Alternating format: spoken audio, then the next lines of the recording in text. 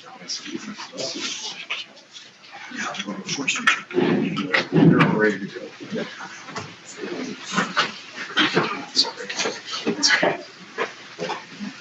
Okay, with our chairman and vice chairman having other commitments today, I'll serve in as an acting chairman for this afternoon. And we're moving agenda item 13 up for Diane Dealey-Neal in the California Forestry Challenge presentation. I think as everybody knows, this is an annual event that we look forward to and look forward to having the students here. Congratulations to them up front. So I think I'll lead it off to Diane. Okay, thank you. Can you guys, is this good with the microphone? Okay, great. Good morning, members of the Board of Forestry and members of the public. My name is Diane Dealey-Neal. I am the creator and coordinator of the California Forestry Challenge program. And today we're going to give you a brief synopsis of what happened this past year. And then really truly the highlight is the presentation from the students from Bella Vista High School. So as you probably all know, the Forestry Challenge is a 4-day academic forestry competition for high school students. And there are several events throughout the state of California. This fall, there were 5 events, and you see the locations and dates up there. I've said it before, I'll say it again. I think the state is covered from anywhere you are in the state. You're just a few hours away from an event. And so no more events in California. If I expand, it'll be out of state. So anyway, it seems to be working. Students are traveling, sometimes not to the event nearest them. They will go to the event that makes the most sense with their schedules, and also some just go somewhere because they want to see something new. So I think it's a good setup here. You can see the dates basically starting in late September in Shasta and ending in mid-November in San Bernardino. I want to give you this growth chart. I just added the new bar today, which is the max, and I see that as being 90 students per event for all 5 events in California. What I'd like to point out is the jump between 2013, 14, and 15. We jumped from 300 students last year and 260 the year before up to 390. We were also close to that 400 mark, but had some students drop because of stomach flu on the last event. The teacher assured me that we didn't want them there, and I agreed. So we were very close, almost to 400 students. I do see the program maxing out in California at 450, simply because if you try to put too many kids in the forest at one time, the experience is diminished. So anyway, hopefully we can attain that next year or fairly soon after that. But I'm pretty happy about this growth that's happening. I just want to review the 3 goals of the program. I kind of added this content to my presentations just as an overview of what it is we're trying to accomplish. And goal number 1 is to teach students hands-on about the forest, to remind them that forestry is science and it involves data collection and field work. So we get the students out there. Of course, these are young people. They've only been around for 14 to 17, perhaps 18 years in this world, and most have not had any experience of this kind. So they study science, they know about data, they know about numbers, they haven't become connected to the field and the science. So that's goal number 1 of this program. Goal number 2 is to connect them not just with science, but with people. And one team down at San Bernardino this year adopted one of the foresters. His name is Frank Liscote, and he's from Redding. He drove all the way to San Bernardino. And this one school just decided that they just loved him, and so he ate meals with them, and they told me that. We've adopted Frank. I said, okay. So anyway, there's a lot of great connections made here between the professionals from all different fields and the students. And I think when the students go away, they may not remember all the details of the science, but they're going to remember the connections they made with resource professionals. And I think many times are inspired by those people, seeing those people out there practicing their profession. Goal number 3 is the opportunity for a diverse student population to come together and basically play in the forest. A lot of these kids have not been to the forest, especially the ones from more urban areas, and so get them out there and help them understand that the forest is a place for recreation, and then tying it into management and how our management of the forest can enhance that experience. I think is a valuable lesson as well. So they do fun things. We have them doing fun things, and that is part of what keeps them coming back. So I wanted to do a quick review of the events this year, and then I will be done, and we'll leave it off with the students from Bella Vista High School. Just something to note here, that each event, each year, there's a different focus topic. And so as I create these topics, basically what I'm doing is I'm asking people what's going on. What's going on right now? And I try to take something that's happening in real time and involve the students in that process, so that they're collecting data, oftentimes data that people managing that particular area don't know, and discovering things, and then making recommendations moving forward. So sometimes people will ask me, you mean it's different at every event? Yeah, it's different at every event every year. And Dean, before you go, I want to talk about Shasta for next year. So yeah, I'm already thinking for next year. So anyway, if you don't want to talk to me, you can run screening for the building. But hopefully you'll stick around, because I think I've got an idea that was going to work right up there at Shasta. So anyway, this year at Shasta, we work with Bernardino Associates. They, within their tracks, are managing fuel breaks and around the town of Shingletown. So we asked the students to kind of revisit those. There's a grant that's going right now through the RCDs. They're trying to expand fuel break and change it a little bit. And we asked the students how exactly they would want that change to happen. By taking data in the fuel break, they actually discovered that it needs some work. As everything, the forest changes, the fuel break has changed since it was created. So the students were able to advise them on what the data they collected. We also did tour the mill, the SPI mill in Anderson. So that was a really neat thing for the kids to go down and see how round logs get made into square boards. And it was quite fun. So, all right, so Sequoia. We took on something fairly highly technical, working with the folks at Mountain Home Demonstration State Forest. We did something called Brown's Transects, which is a way to quantify dead fuel on the ground by size, and what is generated is a number in tons per acre, which was then put into a program called Behave, which is a fire behavior modeling program. There were a lot of steps in the process. It was a lot to throw at the students in a short time, but there were some that just really grasped it and ran with it. The winning team, when they finished giving their presentation, Jim Crowley was the manager down there. I didn't hear the presentation, but his 2 words are, "You're hired." So anyway, they really got it. Some of these kids really got it. It was a lot of fun. We also did see, there's a lot of course, as you well know, a lot of dead and dying. Fewer trees in the state forest where it's been managed than in other adjacent lands, but a tree at Sunset Point hadn't come down, so we were able to watch that. So that was quite impressive. El Dorado.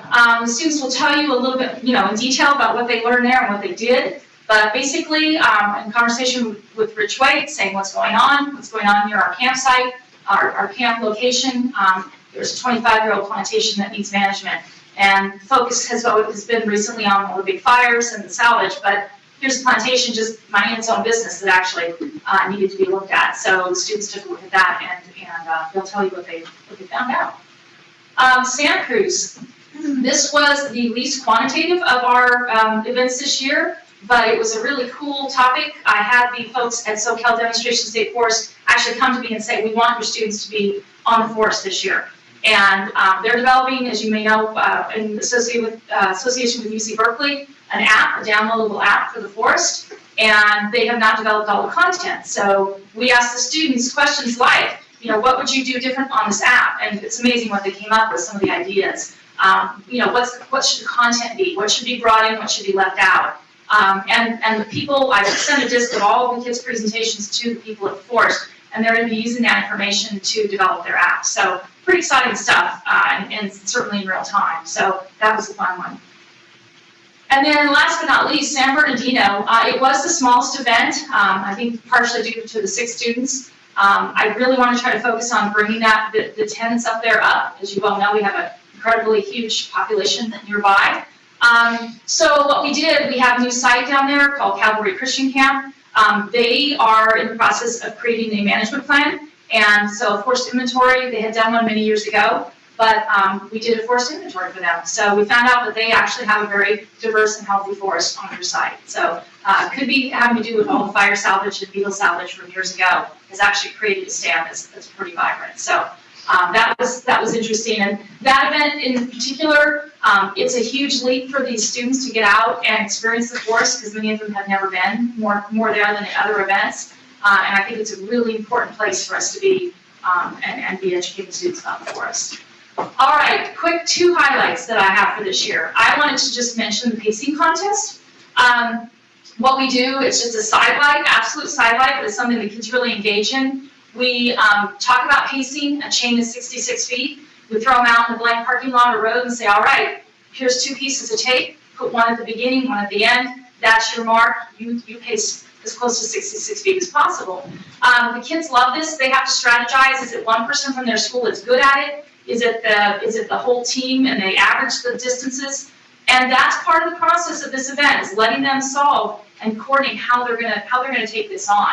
So as you can see, they really get into it. They enjoy doing it. But what's interesting about this year is, I just have to mention, it gets kind of goofy. It's after testing on Friday, and they're kind of wrung out. So we had the Zen or the calm people on the right. It didn't quite work out so well for them, but they were all trying.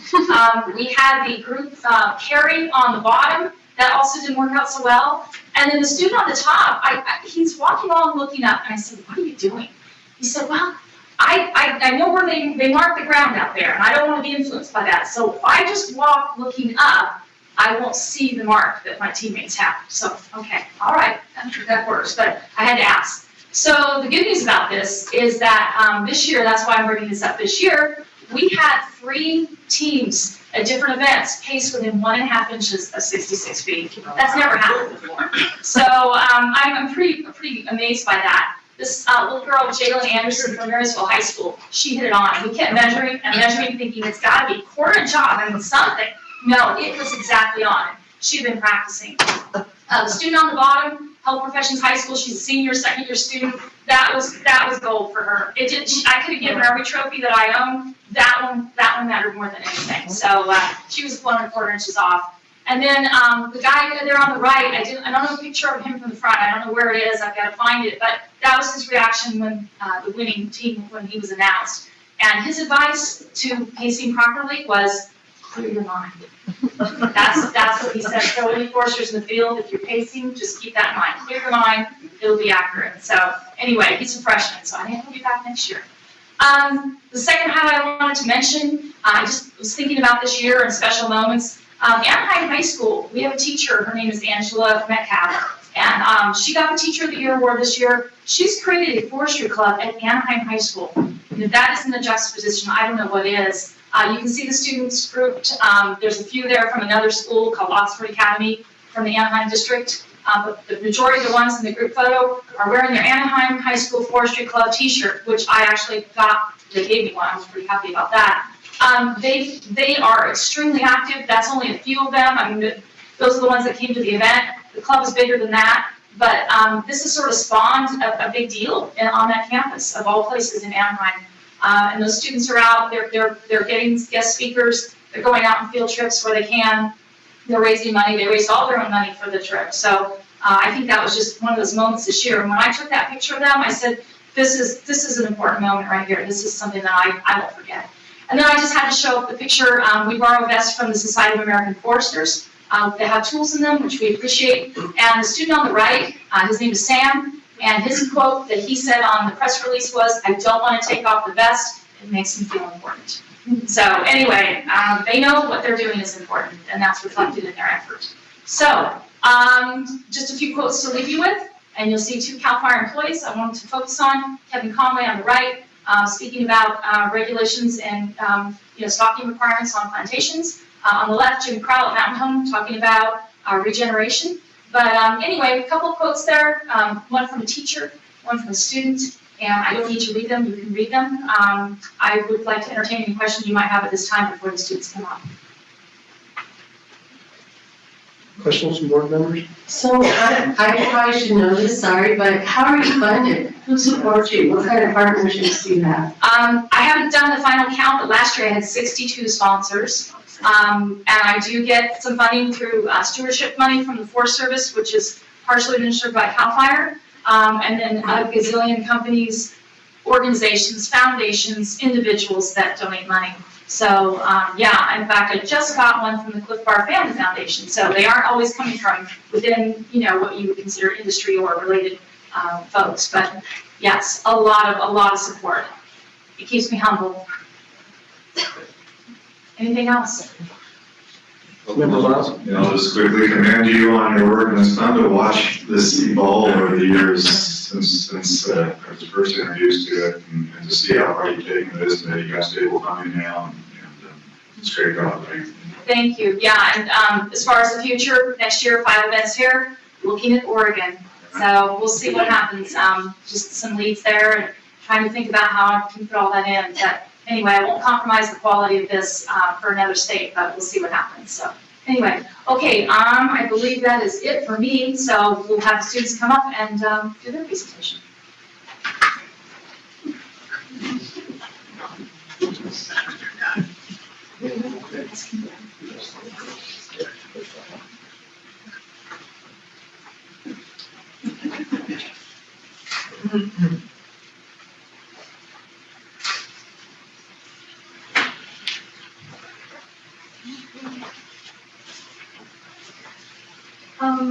Hello. This is, wait, is this good? Yes. Okay, so fire, growth, and beetles, oh my. This is our 5-year plan for the 2015 El Dorado Forestry Challenge, and we were group number 4. This is just gonna be a quick outline, and you're gonna see this after every slide, just to give you an idea of where we're at. So first we're going to introduce ourselves really quick. I'm Lisa Goodcoff, I'm a junior at Bella Vista High School. I'm Dylan Gwen High School, and I'm also from BB, and I'm a senior. I'm Summer Nash, and I'm a senior at Bella Vista. I'm Courtney Gwen, and I'm a senior too. I'm Jade Nash, and I'm a junior. Okay, so for our experience, this year, this was all a new experience for us. We've never really taken any environmental classes, and this was the first year that our school has competed in the Forestry Challenge. So it was like kind of scary because we've never done anything like it before, but it was exciting and really fun, and it was like successful in the end. That we won, but it was just a really fun and cool experience, and we all learned a lot of stuff that we had like never been introduced to before, and that's something like we all remember. Like I just went up to Apple Hill and I was like, I know what that tree is, and I know what that tree is, like because we learned that. Okay, so this is just like a little more future plan. So my plans are still in the works. I just plan to go to college and get a bachelor's, and we'll see. Don't really know what I'm doing so far. Yeah. Okay, so as a part of my future plans, I'm planning on going to NMU University in Nampa, Idaho, and I would like to major in biology and then become a physical therapist specializing in sports medicine, or possibly I'm still entertaining the idea of a forestry-related career, so I'm majoring in biology. All doors open. My future plans are to go to college. I'm looking at UC Davis and UC San Diego, and I would like to continue something in the medical field. I'm actually volunteering at San Juan University right now, but I am still keeping doors open because this challenge really got me thinking. I really like the forest and the outdoors, and it was actually a lot of fun. So I plan on going to Sierra College, which is a JC, and then probably transferring somewhere, possibly. I'm interested in forestry and natural resources, so we'll see. And I'm one of the second to last year, and I'm planning on possibly majoring in marine bio, and I am quite interested in forestry as well as the Coast Keepers Alliance here. So I might become a teacher or just follow the path that way.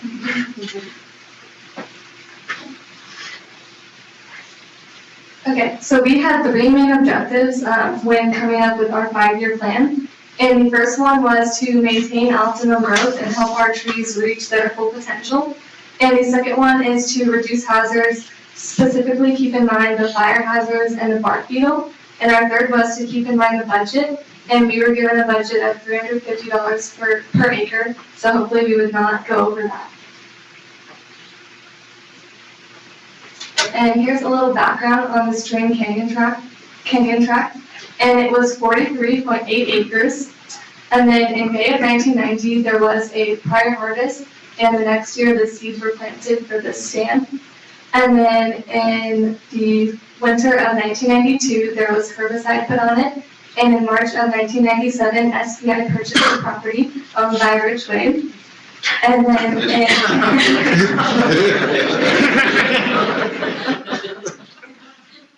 in April of 1997, there was more herbicide put on it, and then it was thinned in 1998 and pruned in 1997. And I'm sure you're all familiar with these forestry terms, so I'm just going to quickly go over them. So an angle gauge can be a 20 or 40 inch tool used to measure the basal area of a plot. And the basal area is the square feet of a plot taken up by tree stems.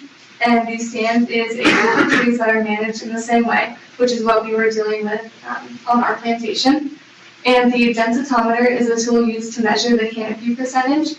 And a clinometer is a tool used to measure the height of a tree from 66 or 100 feet. And pacing is a fast way to measure the small distances, usually 66 or 100 feet. And the diameter tape is measured in terms of a pi inch, measuring the diameter of the tree. And that is measured at breast height, which is set at 4.5 feet. And then increment bore is a tool used to take a core sample of trees. So this is just a picture and a representation of the plantation we were working with. So this was our stand, and we were plot 1, strip 4. So I'm just going to be telling you guys about our field experiment. So this is just a picture of our entire strip 4 plot 1, so you can see what we were working with. So we had several steps to this experiment. Our first step was we measured a circle around our plot center with a 37-foot 3-inch radius, which is also known as 1/10 of an acre, and then we counted the trees in that circle. And so the tool we used was a tape measure, and then as you can see the picture to the right, that's just kind of a visual representation that we just quickly sketched to show you how many trees were in our 1/10 acre. So for our second step, we learned how to use the angle gauge in order to measure the basal area of our plot. So we used the 20-inch gauge, and it was the 20 basal area factor gauge. The formula we used was the number of in trees multiplied by 20, and that was the basal area of our plot, the entire acre. And so the in trees were any trees that were inside of, outside of the gauge. So for our third step, we reported the DBH, previously stated diameter at breast height, of all of our in trees, and we asked it did the DBH average at 14-inch diameters, and if it didn't, and if the average was lower, then we had to keep in mind that we had to keep 100 trees per acre on our plantation, and if it was higher, then it was 110 basal area. So the tool we used for this was the diameter tape, which measures in pi, so it's easier to measure the diameter. For our fourth step, different groups were assigned different options, and so there was like percent canopy, and we got option 3, which we found the total height and merchantable height of the in trees. And so as all of you know, merchantable height is to a 6-inch top, because anything smaller than a 6-inch diameter is not profitable for us. The tool we used was a clinometer, and our helpful forester, John Nichols, showed Jade how to use it first, and then as you can see, the student became the teacher as the teachers took a relaxing break. And then for our final step, we actually didn't do this ourselves. We got to work with the increment board later in the forestry challenge, but for this time, we were provided with a core sample of the tree, which showed us how much the growth slowed down on the plantation, and the tool again was the increment board. And this is for your amusement. Courtney discovered the hardships of forestry.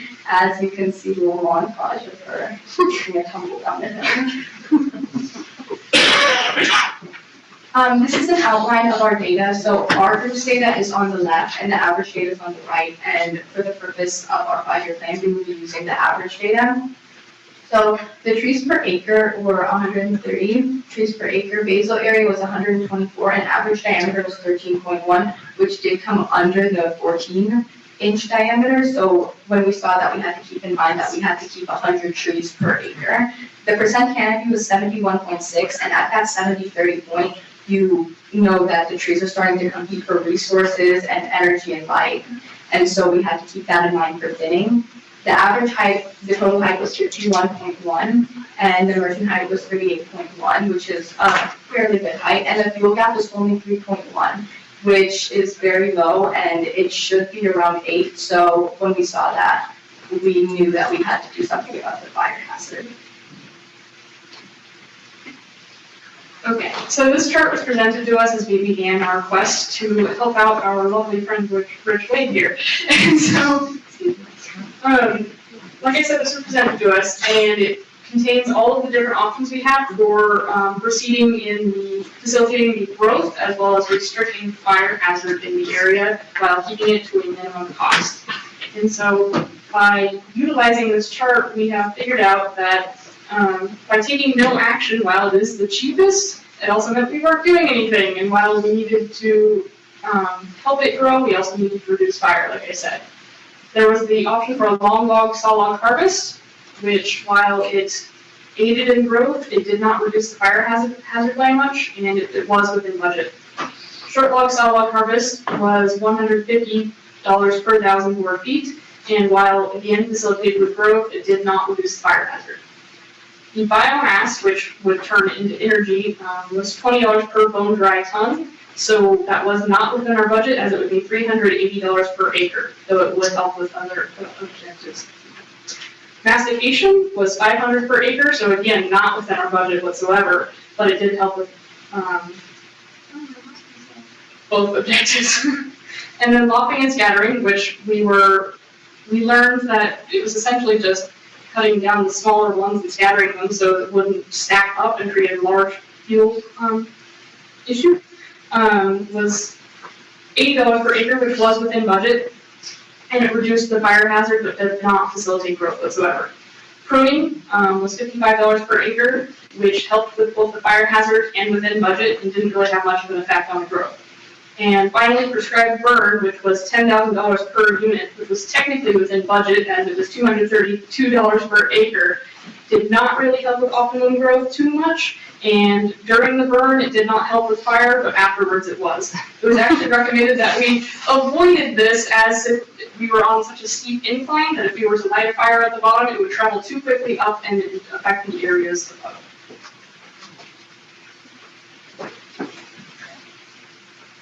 Okay, so our solution for optimizing growth, recall from when Lisa said our data that the average diameter of the tree was less than 14 inches. So that means that we need to have at least 100 trees in our stand, or per acre, and there was about 130 trees per acre in our stand.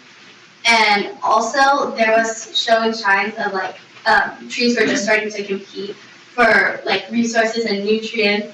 And we're also in a drought right now, so the trees are already competing for water. So what we decided to do was a commercial thin because the trees are overcrowded, but instead of removing the 30 trees that we could, we decided to only remove 20 trees because this would like make a profit and it would thin the area so the trees wouldn't be so overcrowded, but also the trees that are left over, we would give them like more time to grow because all the trees were at a merchantable height, but we knew that they could still grow a little bit more and be more profitable. Okay, and then one of the main pests right now is bark beetles. There's like a slight infestation in California, and those are like really prevalent and dangerous. Okay, so for the bark beetles, currently they cause more damage to our forests than fires. And so, like the aforementioned drought we're in, there's no water in the forest, and so the trees are all stressed trying to get the water. In our particular plot, it's like a lot. They're all competing for the water. And then we have these bark beetles who they try and burrow into the tree. And then if the trees are stressed, they can't produce enough pitch to pitch out the beetles. And then the beetles will get into the tree, they'll lay their eggs, and then they'll hatch, and then they'll go around the cambium of the tree, which is where the cell division occurs, and so therefore the growth of the tree. They'll girdle the tree, which means that they'll just kind of eat it in a circle around the tree, and then the tree can no longer grow. So that is a very big problem right now. Okay, and then in regards to the fire hazard, the stand that we were in was very close to Grizzly Flats Road, which is the main evacuation road for Grizzly Flats. And that was brought up as a concern if there was a fire, if the road would be clear and available for evacuation. So what we decided to do is all of the land that was within 500 feet from the road, which happens to be about 5 acres of the stand, to do pruning and mastication, because that would decrease the fuel ladder, or the fire ladder, excuse me.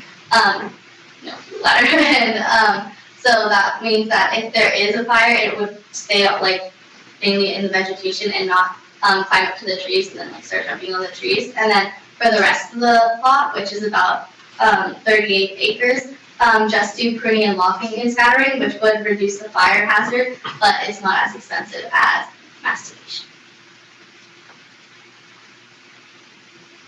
Okay, so as in all things in life, cost was a big factor in our decision for how to approach our problem.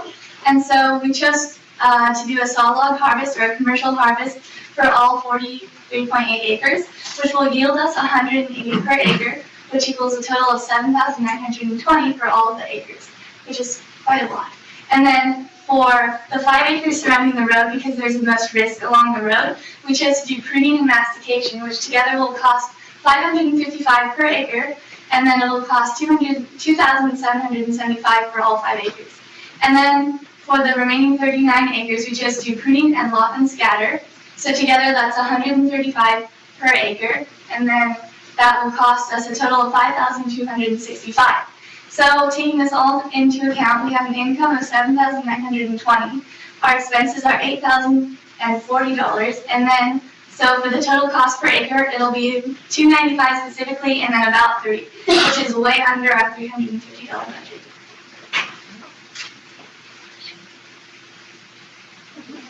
Okay, and then also I just need to add that this is a 5-year plan, and so fire hazard I think is more prevalent. So the fire hazard, the pruning and mastication and pruning and lopping and scattering, we would like to happen as soon as possible, and then after that has occurred, then the commercial thinning. So here's our conclusion slide, and again, we did not decide to tackle the entire stand all at once. We decided to scatter it into different sections and handle those accordingly. And so we met our pre-requirements, so we decided to do mastication and prune along the road, and then lopping and scattering across the entirety of the rest, and then commercially thin slightly. And so thank you so much for listening, and this was a wonderful experience for all of us. Well, thank you. Congratulations. So, Are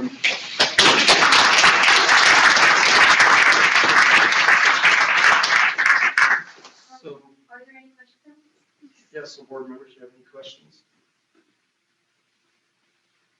Member Rodriguez? That was fantastic. When you do the work in the field, do you look at characteristics other than just the trees and tree growth? Did you look at affiliated vegetation or wildlife in the work that you did? Did that ever come up? We didn't really look at the wildlife, though vegetation was taken into account. There were like 3 different options that your group could have been assigned, and ours was like measuring the height of the tree, but another one was measuring the like height of the vegetation, and then like the fuel and the like height of that. Member Wade? Well, this is just more of a comment. I thought you did a great job, and really, we're dealing with a real life situation. I mean, this is a question that I would have in terms of evaluating this and how to move forward with it at a critical point in time with respect to all these factors and management concerns regarding maintaining growth, and also this particular area being in a critical fire area with a lot of community effort on the part of the Grizzly Flat Fire City Council to ensure that their community is protected to the degree possible. So these are really important issues that was a real life question for me. So I appreciate the work of the Bella Vista crew and other students who actually did do a a lot of good inventory work for me, aggregating of that data.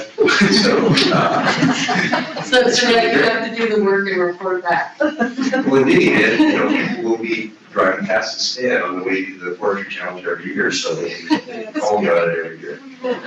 So thank you. Board members? Well, I think to speak for all the board members here, congratulations on all your detailed, thorough, and I would say professional work.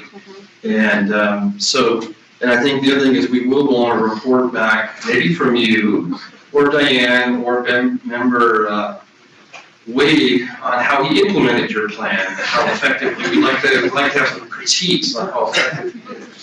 So with that, we have some awards for you, and we'll take a picture down here by the podium.